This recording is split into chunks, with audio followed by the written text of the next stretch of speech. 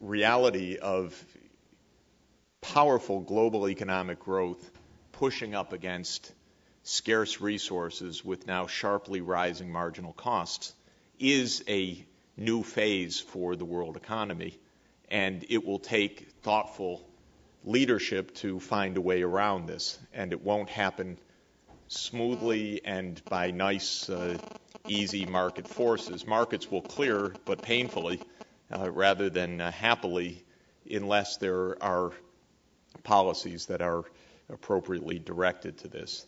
The book is really about the fact that this time we really are pushing against very, very tight margins on physical resource availability, though not even mainly that, more on ecological realities, though the physical resource limits are also in part a reflection of the ecological challenges and are also complicated by them.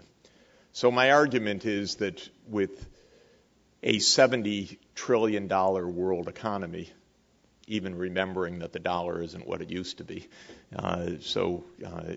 maybe in real terms not so stark, but with a $70 trillion world economy and very, very strong underlying potential for growth through technological catching up, we are pressing against global margins now in a unique way.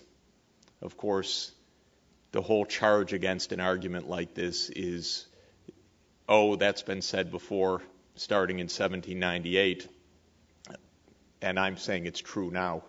I'm not saying it's definitive now. I'm just saying that it's qualitatively essential to understand the way that it's true right now. In fact, the book is optimistic in the way that economists have been optimistic about the Malthusian prediction for 200 years that technologies really do offer very important escape valves. But the book also argues that they don't begin to address these through market forces alone, and that one needs a very coherent understanding of the issues and directed strategies to be able to address these problems. And that if we just go on with growth and a Fed battling between easing and tightening as it is right now because of contractionary and inflationary pressures, we're going to bump on the bottom for quite a long time, at least as we did in the 70s and perhaps even longer. The argument is that there really is something quite true about the ecological challenge now that is unique at its scale. And I don't think we planned this to be on Earth Day, but there is something notable about our time.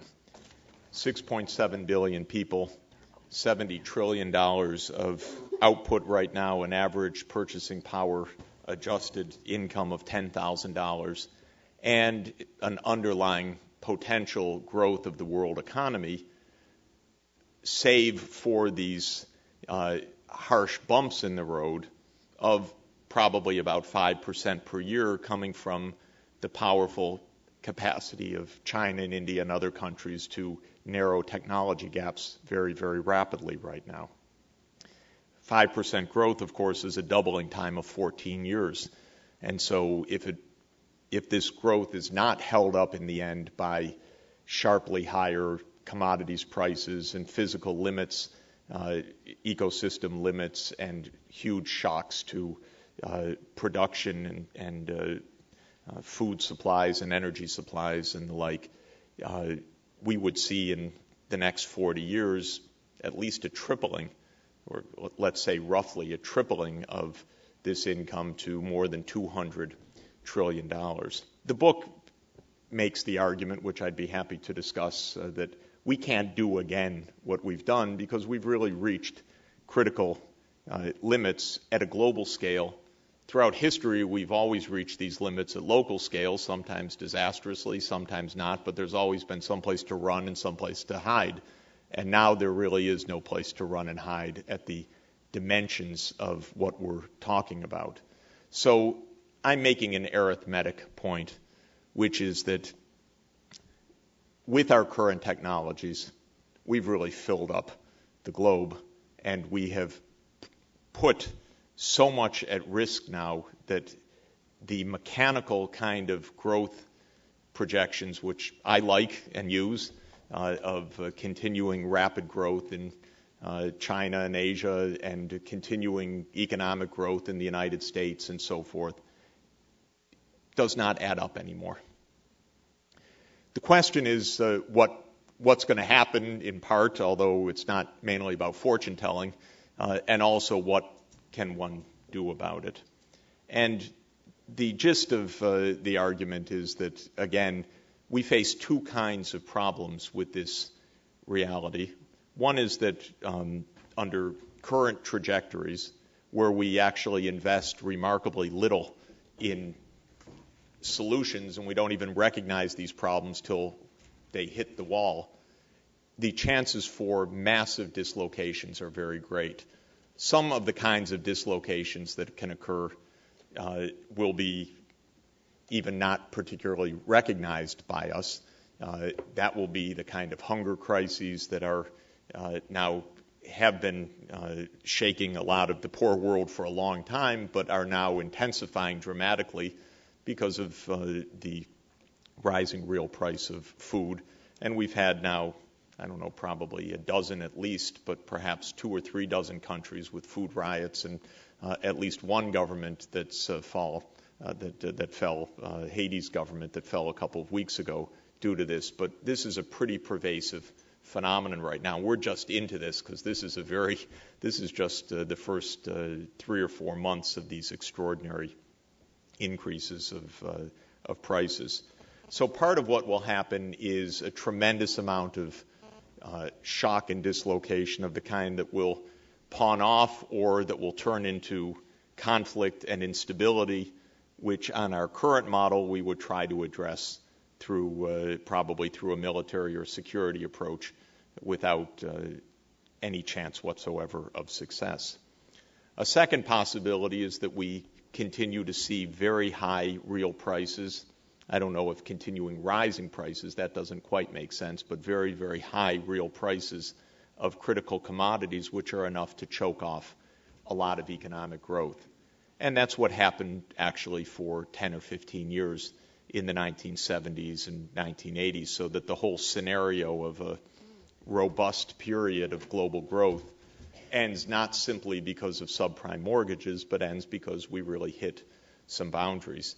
And when you think about Saudi Arabia saying that they're done at 12.5 million barrels a day, which they may never get to, and that's what they announced yesterday, and you see stories of the peaking of Russian oil, which, of course, all of these are question marks, and we know of a lot of other non-OPEC oil reserves which are under tremendous stress and actually in decline right now, and increasing feeling that even the vast coal supplies, as dangerous as they are for climate change, actually aren't as vast and as easily accessible as was hoped for. We could simply be finding that we're going to face a sharper and sharper squeeze in terms of market prices and market performance. Or, as I said, we could go over the cliff in the environmental way. I believe that we need to give our government some eyes and ears again to be able to understand, see, and hear these issues. Because I believe that USAID has been so weakened over the years, so gutted, so politicized, so devoid of budget, taken every strategic effort taken away from it, put in the Pentagon or put someplace else, that we need to rebuild a capacity and actually build a new capacity to understand the issues of sustainable development, not only economic development, but sustainable development in a holistic manner. And so I want to recommend a Department for International Sustainable Development at the cabinet level. I think it's a basic step that we need. It is important for our role in the world. It's important for the president to get cabinet level advice on these issues. to have a professional corps that can combine knowledge of climate change, agronomy, hydrology, disease control. We ought to fold back in programs like PEPFAR and PMI and others into a new cabinet level position. And we ought to get serious about this. We made a commitment in the Monterey Consensus to make concrete efforts toward the target of 0.7% of gross national product as official development aid, and that ought to be a commitment that is consistent with a cabinet level department in this area as well. And we ought to aim to achieve that commitment by 2015. So those are a few practical suggestions. I think the main point I'm saying is we're adrift, absolutely adrift right now. Foreign policy makes no sense. It's aimed to fight symptoms and a phantom. It doesn't address ecological realities. It doesn't address economic realities.